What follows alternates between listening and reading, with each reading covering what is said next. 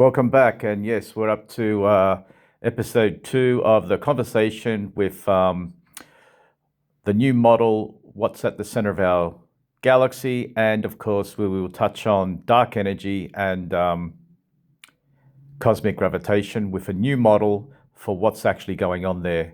Yes, they are my feet, and that is my back wall.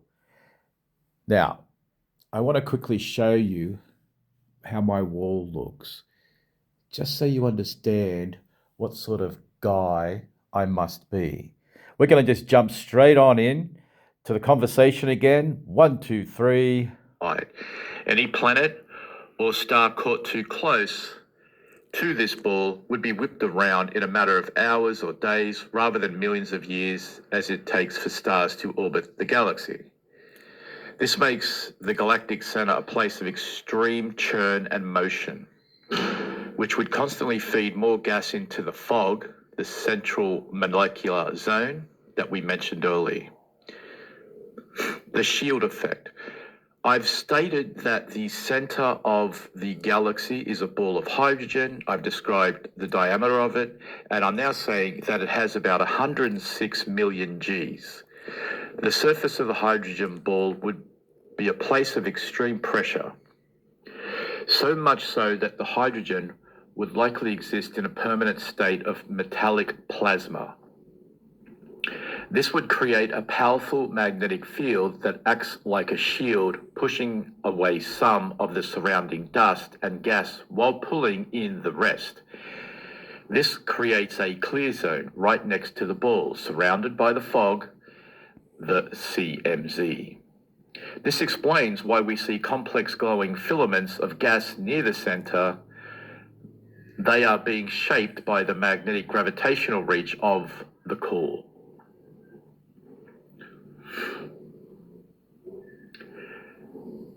If we were looking from this at a distance, it would not look like a dark, empty void. Instead, the core would be a brilliant, intensely glowing sphere of compressed hydrogen gas. The fog, you would see the thick, opaque mist of the central molecular zone swirling around it, obscuring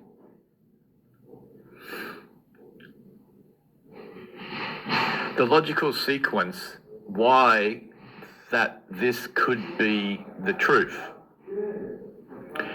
In the very early stages of the universe, before galaxies were fully formed,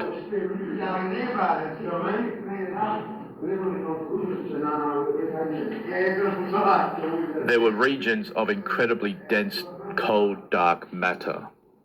Imagine a vast, diffuse cloud of primordial hydrogen, much larger than the entire Milky Way, drifting through space. Instead of breaking up into thousands of individual stars, this specific cloud was seeded by a massive concentrated point of gravitational dark matter, which again we'll come back to later, which was an external force on our universe and the galaxies in it, or in this case, a chunk of hydrogen.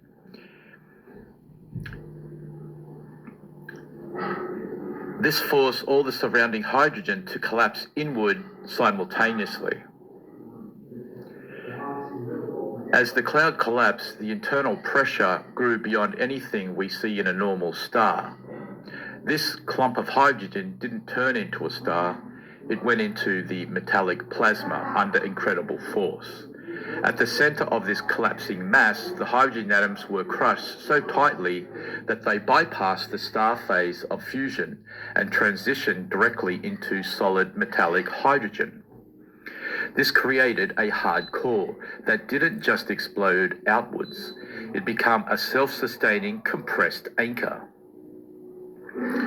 The 1.43 billion kilometer size diameter represents the equilibrium point, the exact moment where the inward pressure of the galaxy's entire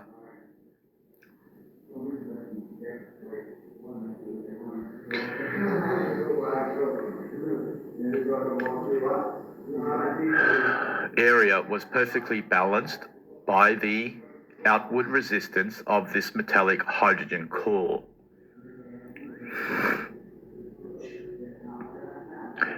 The gravitational well mechanism. Why is it at the center? In a universe where galaxies are forming, the most massive objects acts as the gravitational well for everything else. As the rest of the galaxy, the stars, gas, and dust begin to rotate, they were naturally pulled towards the most massive object in the local cluster. The hydrogen ball, having formed first, was the stationary point around which the entire Milky Way began to spin.